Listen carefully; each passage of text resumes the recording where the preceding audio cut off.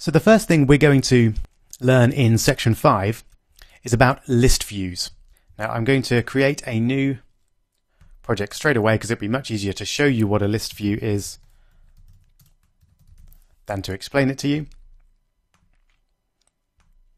But essentially, a list view is one of those big tables that you can have on your phone, which will show you a large number of items of data, or occasionally a small number. But if you imagine scrolling through your contact list, for example, with all your numbers on your phone, then that will be a list view. So they're extremely powerful, very useful, and we'll use them in a number of our apps from now on. If you're coming from iOS development, they're known as tables in iOS, so it's exactly the same thing as a table. But one good bit of news compared to iOS development is that working with list views is much, much simpler than working with tables, in my opinion.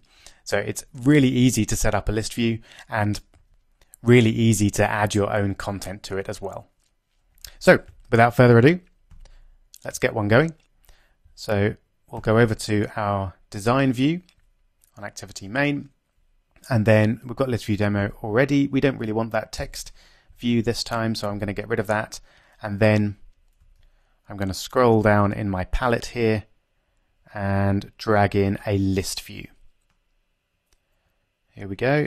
So by default it will align itself, oh there we go, to the parent top, and you can see we've got all those demo items already.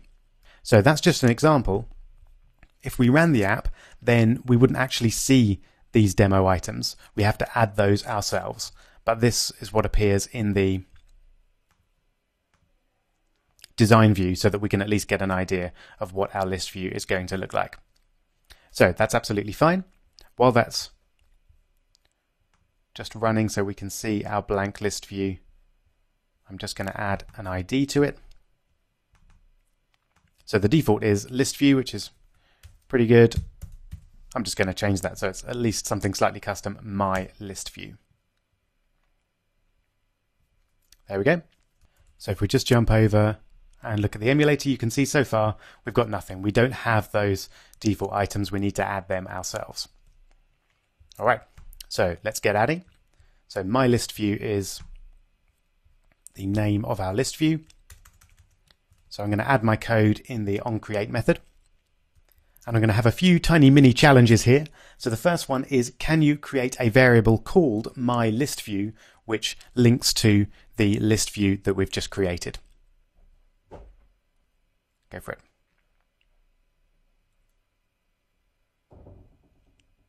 I hope you managed that. We're just going to create it with ListView and then myListView. I should go back and just import that. So remember, Alt-Enter imports that automatically. And then we're going to get this from find view by ID, just like we normally do, and then r.id.myListView. And that, of course, is going to be a view, but we want it to be a list view, so we need to cast it to a list view like that. Okay, so now we can refer to our list view using the variable myListView. The next mini challenge is to create an array list which contains the members of your immediate family, or some names of people that you like. It doesn't really matter, but go for 3 or 4 names of people in your array list. Go for it.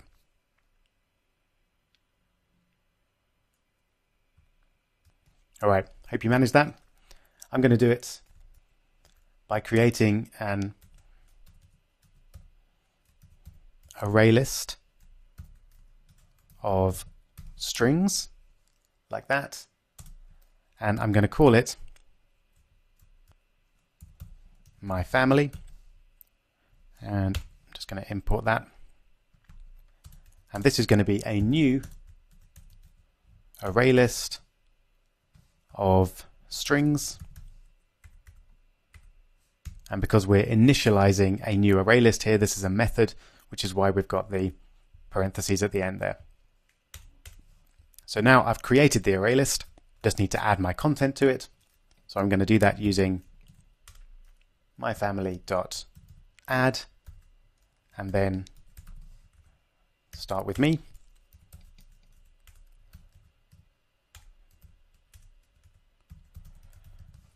Kirsten.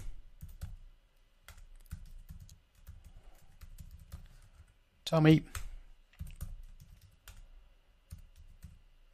And finally, Ralphie. There we go.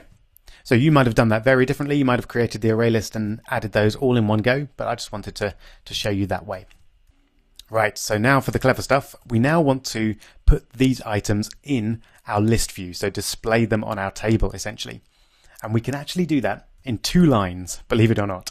And if you've done iOS development before, you'll know that creating a table in iOS takes a lot more than 2 lines. So I really like the way that it works in Android. What we're going to use is something called an array adapter. And what this essentially allows us to do is to convert our array list, which we already have, into a different format. In this case, we're going to convert it into a list view format, or at least a format that we can use to display content in our list view. We'll come across array adapters again later on in the course. We'll use them for all sorts of little things, but this is our main use of them, and it does make adding content to a list view really, really easy. So let's create our array adapter. And again, we're creating one with an array of strings. And let's just call it array adapter. And this is going to be a new array adapter with strings. And we need to give it 2 things to create our array adapter. We need to give it the array list that we're creating it from, so my family. And we need to give it the format that we want. And we also need to give it the context that we're creating it in. So context, as usual, is just this. So within this app. And then the new format that we're creating it in, we get from android.r.layout.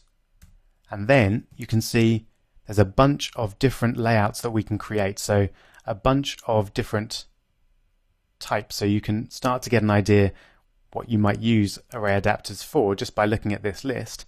We're going to just look at the basic one, which is simple list item 1. Feel free to play around and see what the other ones look like, but we'll just use the standard one here. And then finally, we give it the name of the array list that we want to create our array adapter from, and that of course is my family.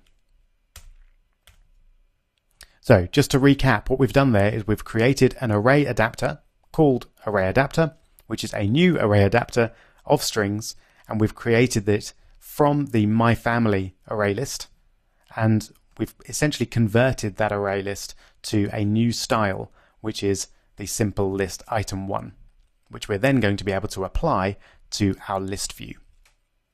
And we do that in 1 line of code. So my list view dot set adapter, and the adapter of course is array adapter. And that's it. And I really love that way of doing things. I think it's a really intuitive and simple way of adding code to a table. So let's have a look. If we're lucky and we've done everything right, our app should appear just as it did before, but we'll actually have some content in our table which will be taken from this array. And there it is. Fantastic. Rob, Kirsten, Tommy, Ralphie. So that's how you add content to your list view. Super simple. The other thing I want to show you in this video is how to make your list views interactive. So at the moment we can tap on them and they do respond like that, but they obviously don't do anything. But we can fix that with just a few lines of code. So what we do is take our list view, so my list view, and we set on item click listener. So that creates a listener for a click on the list view that we can then work with. And for this, we're going to create a new on item click listener. There it is. And we've got some default code in there. Let me just sort out the indenting so that it looks a bit clearer. So it's an override. We're used to those hopefully now. There we go. Because of course some code is being run already when the items are clicked because this animation is taking place. So we're just adding our code to code that already exists. So let's take a quick look at the on-item click code that's been created for us. It's a little bit complicated. But first off, we've got our adapter view and then this question mark here. Essentially, this adapter view is, in our case, the list view that's been tapped. It's called an adapter view because it's not necessarily a list view. It could be a spinner or a grid view or any other kind of interactive user interface element. And that's what the question mark there represents. So it's an adapter view. We don't at this point know in our code what type of view it was, even though we actually know that it was a list view because that's the only type that's been created. But this here is what's known as a generic because we don't know what type of view it is. And then the name for that is parent. So just for an example, if for some crazy reason we wanted to make the table disappear whenever the user tapped on one of the items in it, we could use parent to represent the table and then set visibility, and then we use view.gone to represent disappeared. Sorry, that's view.gone in capitals. There we go. So essentially we can use parent in this code exactly the same as we would use my list view to represent the list view that's just been tapped. So that's what that first bit is there. The view variable here, which is a view, represents the thing that was actually tapped. So in this case, a row of our list view. So that's the row. The position integer is the number of the row that's been tapped. So it starts at 0 for the first row and then 1, 2, 3, etc. So we're actually going to use position to work out the name of the item in the array list that's been tapped. And then this ID, in our case, is actually going to be the same as position. But in some other cases, this ID would be different. So I'd recommend using position in our case. I'm not going to go into here the cases where you would use ID, but feel free to have a quick Google of that if you want to get a bit more information on it. But really at this stage, all we need is position. So very quick challenge then. Can you make it that the name of the person that was tapped appears in the logs as soon as it's tapped? Go for it.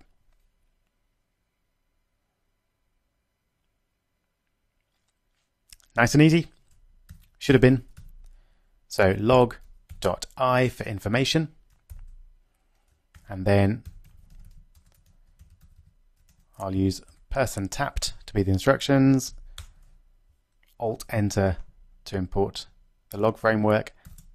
And then we just need my family and then get. And the item that we want to get is the one that was tapped on, which remember is this position variable there. So that's it. Let's just run that and see if that works. We should now have an interactive table that when we tap on it, it logs person tapped and then it gets the name of the person that was tapped.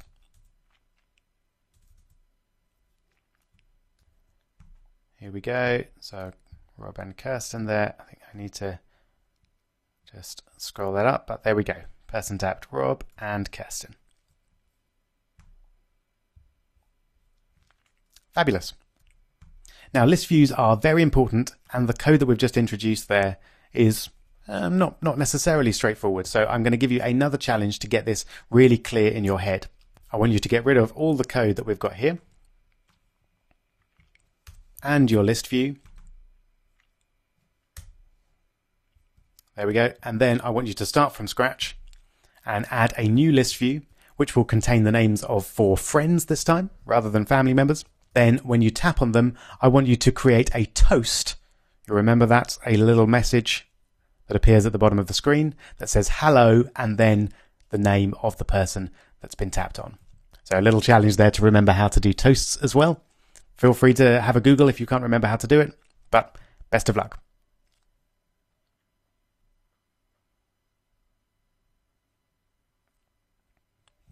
All right, I do hope you managed that. Let's get cracking straight away. I'm just going to drag that up. And then all I'm going to do is change the ID to friends list view. Lovely. That's all I need to do there. And now I'm back in the onCreate method of my main activity.java file. And let's start by getting our list view. So list view, and then I'll call it friends list view to match up with the ID. We're going to need to cast it as a list view, and we're going to get it using find view by ID, and then resources.id.friends list view. Okay, now let's create our list of friends. You may have thought that the way that we created the array list last time was not particularly neat. We had to create it and then add each value individually on a separate line. Unfortunately, in Java, there's no easy way to create an array list and import values to it straight away, like there is in a number of other languages. But I'm going to show you another way just for a little bit of variety. Essentially, this involves creating a list and then converting it into an array list. And remember, a list is like an array, but it's immutable, so you can't change it. So here we actually could use a list because we're not planning to change it, but I want to stick to using array lists because then we can use the same object type regardless of whether we're planning to change it or not. But the way I'm going to show you here is to take an array list of strings, just as before, and I'll call it my friends this time. And this is going to be a new array list. And I do like to specify, you don't have to specify the type, but I like to specify that it's strings. And then we're going to create that from a list. And we can do that using as list.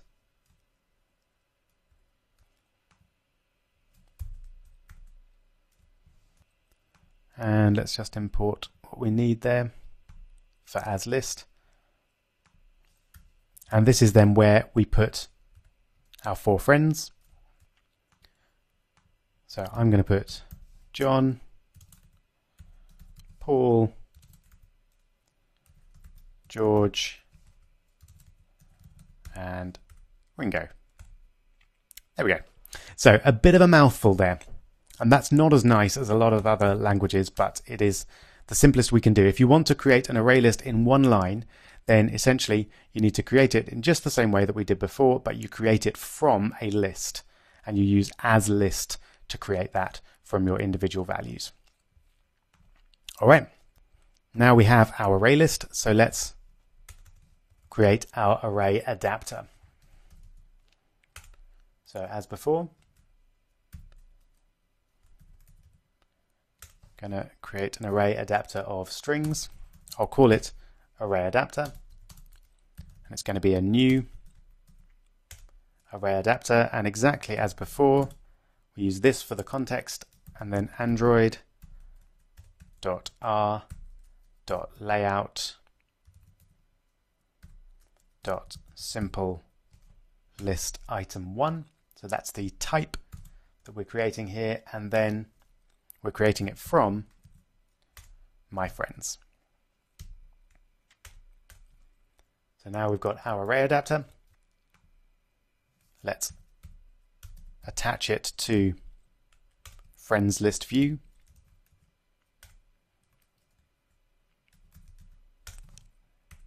Just like that.